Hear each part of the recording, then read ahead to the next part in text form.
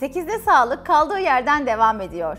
Şimdiki konuğumuz uzman estetisyen Cemile Der. Hoş geldiniz Cemile Hanımcığım. Hoş bulduk. Nasılsınız? Teşekkür ediyorum. Sizler nasılsınız? Bizler de iyiyiz. Çok sağ olun. Sizleri gördük. Çok daha iyi olduk. Çok teşekkür ediyorum. Cemile Hanım hoş geldiniz tekrardan. bulduk.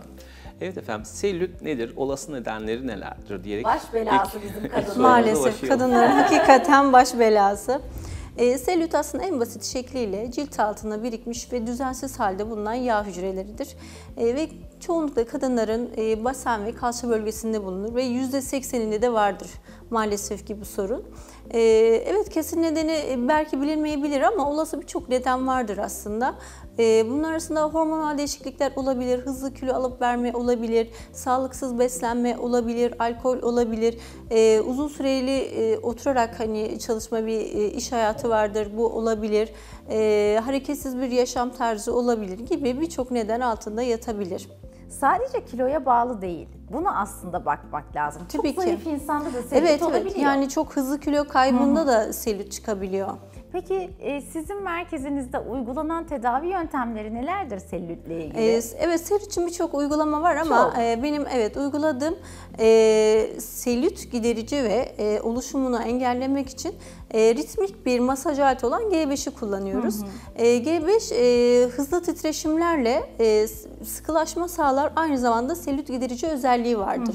Kan dolaşım hızını arttırarak Evet. oradaki kan basıncını da etkilemiş oluyor Cemile Hanımcığım. Evet. Peki bu G5 tedavisini veya uygulamasını diyeyim daha doğrusu, kaç seans yapıyorsunuz, ne kadar süre devam ediyor, aralıkları nedir? Uygulama süresi 20-25 dakikadır bu tek bir bölge için. Haftada en az 2 seans olması gerekiyor. Biz 10 seans veriyoruz ama haftada 2 seans. Tabii bu uygulama seans aralığı aslında birazcık selülitin şiddetiyle de alakalı bir durumdur.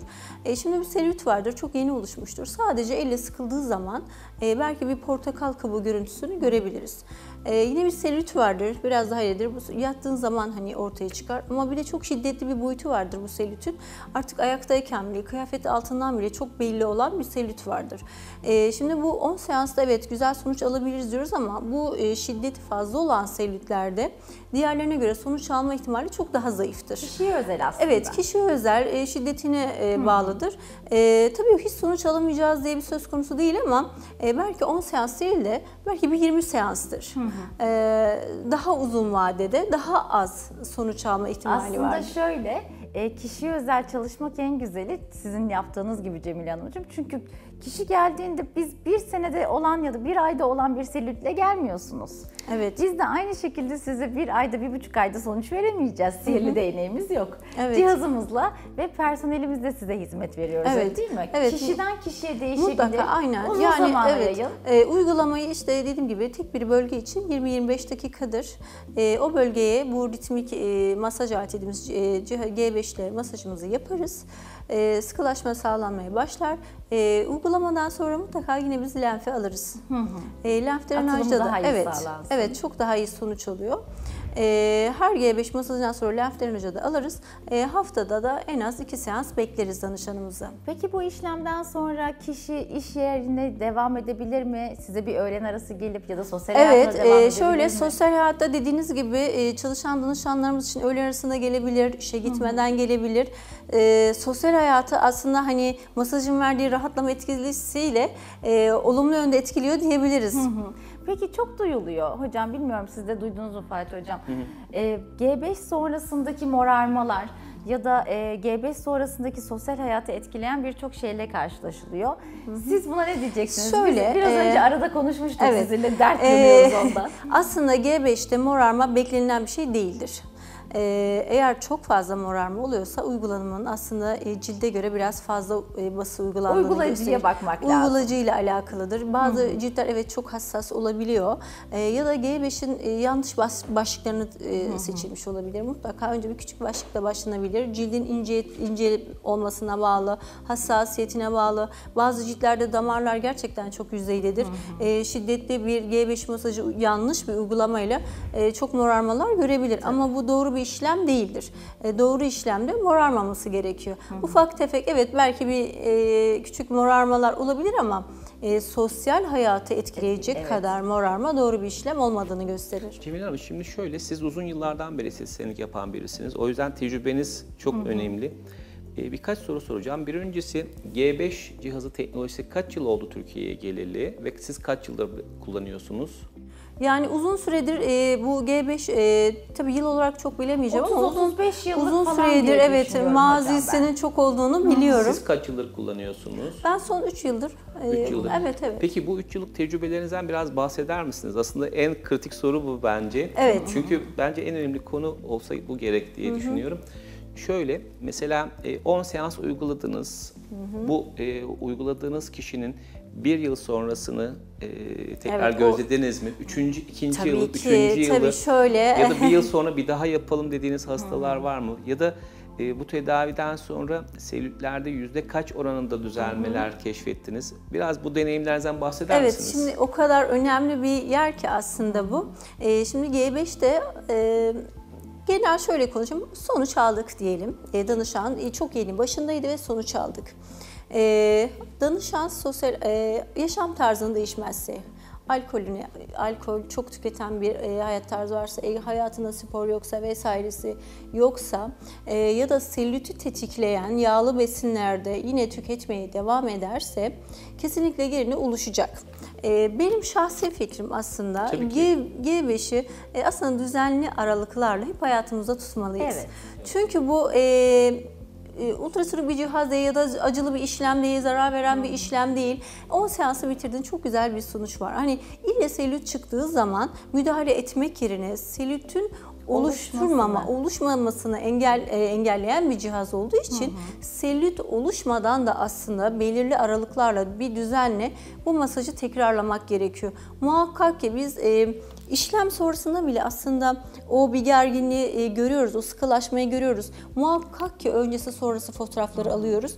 Hem kendi telefonlarımızdan alıyoruz ve danışanın güven vermek adına kendi telefonundan da fotoğraflarını çekiyoruz. Kendisinin de, yani bu bölgesel incelme için de G5 işte selülit için de muhakkak ki danışanın telefonundan kendi fotoğraflarını çekeriz. Takibini görmesi için.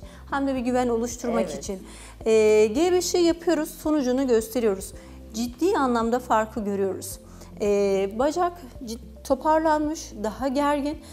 Tamamen bazı selülitlerde yok edemiyoruz ama çok daha mutlu olacak hale getirebiliyoruz. Peki bir yüzde verecek olsanız ne kadar oranda azalmış oluyor? Yani %80 oranında çok güzel sonuçlar alınabiliyor. Peki ama birinci bu yıldaki... ama şöyle söyleyeyim, hani bu selülitin şiddetiyle alakalı, hani çok ileri aslında bir hekime gidilecek durumda selülitler var. Hani bu artık çok ileri derecede dediğimiz selülitlerde. Bunda aynı oranı mümkün değil. Yani mümkün değil. Yani bir 10 seansta, 20 seansta o sonucu almak çok zor. Ama bunu bir yıl içinde düzenli yaparsak sonuç almamak gibi bir durum da yok. Elbette ki sonuç alacağız. Evet, bu %70'lik bir sonuç olabilir. Selülit çok başındaysa tamamen gidebilir. Gitti ama oluşmayacak diye bir şey de yok. Evet. Muhakkak ki belirli aralıklarla bu düzene devam. Evet, kontrol altında. Çünkü çok biliyoruz geri geliyor. Yani o kadar üzücü bir durum ki ilk fotoğrafa geri dönüyor. Aslında biz sonraki halini çekip de veriyoruz. Ya tatile gidiyor ya araya çok uzun bir zaman geçiyor. Çok çabuk geri dönebiliyor aslında. Peki bir de şunu soracağım. Mesela G5 masajı yapılan, seanslarını da düzgün bir şekilde yapmış olan bir hasta aynı zamanda kilo verdiğinde bu onu olumlu bir şekilde etkiliyor mu? Ya da kilo aldığında olumsuz bir şekilde etkiliyor mu? Ya da aynı kaldığında nasıl ilerliyor? Şöyle bir tecrübemi anlatayım. Bölgesel incelme ve G5'te herkesle güzel sonuç alıyoruz. 2 danışanımızdan alamadık. Ve baktığımızda, sohbet ettiğimizde haftanın her günü düzenli olarak alkol aldığını aslında öğrendik.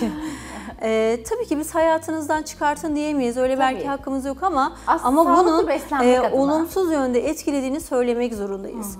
Bu danışanlarımızla biz çok mücadele ediyoruz. Gerçekten sonuç alıp gönderiyoruz ama bir bakıyoruz ya beslenmesine dikkat etmiyor. Çünkü evet selülitin şu nedenden oluyor diyemeyebilirim ama selülitü tetikleyen durumlar vardır. Yani yağlı besinler tetikler, sigara, alkol tüketimi belki tetikler, kalitesiz bir yaşam tarzı tetikler. Hani çok bunlara kahve tüketimi. Evet, çok kahve tüketimi birçok olası nedenleri vardır. Bunlara dikkat etmediği sürece bırakın bir yıl sonrasını 2 ay sonra bile aslında vücut üretebilir. Evet, yine oluşabiliyor Hocam, maalesef. cerrahi işlemde nasıl? Vücut sonrasında siz yaptığınızda selülit tarafında tekrar oluşma ihtimali oluyor mu? Şimdi şöyle, cerrahi olarak zaten selülitin tedavisi vardır. Ben hiçbir zaman demedim, Yoktur, demem de zaten. Tedavisi söz konusu gerçekten. değil. Yani mümkün değil. Liposuction'a mesela selülit amacıyla gelen kişiler oluyor. Ben onlara hep şunu söylerim. İlerlemesini durdurabiliriz ama yok etmek imkansızdır derim. Yani o yüzden bu tip cihazlarda da çok bilgim dışında. Çünkü benim uygulama alanım değil yani G5. Muhakkak ki devamlı o yüzden olması soruyorum bu kadar gerekiyor. detaylı bir şekilde. Evet, yani şimdi evet, selülit olanlara bir önerilerimiz oluyor. Ona geleceğim Bunu da şimdi. alacağım ben sizden önerilerinizi. Çünkü dediğinize gelecek. Önerilerimizi diyoruz. Lütfen diyoruz tuzdan ve şekerden olabildiğince uzak durun diyoruz. Tetikleyen yağlı gıdalardan uzak diyoruz. Katabiliyorsanız hayatınıza egzersiz koyun. Alkol ve sigarayı alışkanlığınız varsa bırakın diyoruz. Ama tabii ki bunlar kolay olmuyor bir danışan için. Çok haklısın. Eğer bunların hiçbirini yapamıyorsa G5'i hayatınızdan hiçbir zaman çıkarmayın diyoruz. Peki bir de son olarak şunu sormak istiyorum.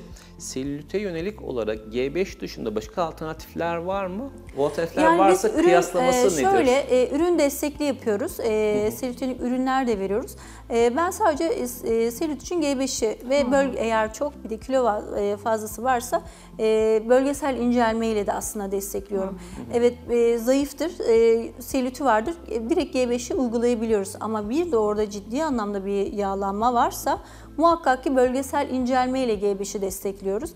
Ürünlerle destekliyoruz. Onun dışında çok ileri seviyede aslında bir hekimin görmesini de istiyorum. Çünkü bazı durumlarda Yani çok... cihaz bazında şu anda bütün dünyada kabul edilebilen görüş G5 bu konudaki gold standart, altın standart diyebilir miyiz?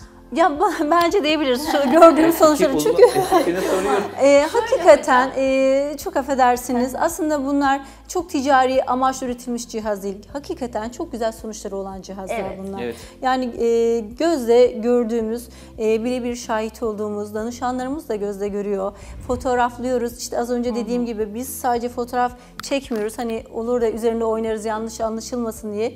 Güven oluşturmak adına muhakkak ki danışanın kendi telefonundan da çekiyoruz. Hatta bazı danışanlarımız evde kendileri kolajlıyor. Öncesi sonrası. Lütfen diyor bunu paylaşın diye bize gönderdikleri de oluyor. Yani gerçekten sonuç alıyoruz aslında. Çok Ben sağ de olun. çok teşekkür Ağzınıza ediyorum. sağlık Çok geldiğiniz sağ için olun. tekrar. Adanalardan buraya gelip çok güzel bilgiler verdiniz. Çok teşekkür sağ olun ediyorum. Cemile Sağ Hanımcığım. olun. Bugün bizlerle uzman estetisyen Cemile Der beraberdi ve bizlere selülit oluşumunu, aslında oluştuktan sonra nasıl çözüm alındığını ve oluşmaması gereken konuları bizlere bildirdi. Kendisine tekrar teşekkür ederiz. Ve 8'de sağlık tüm hızıyla devam ediyor.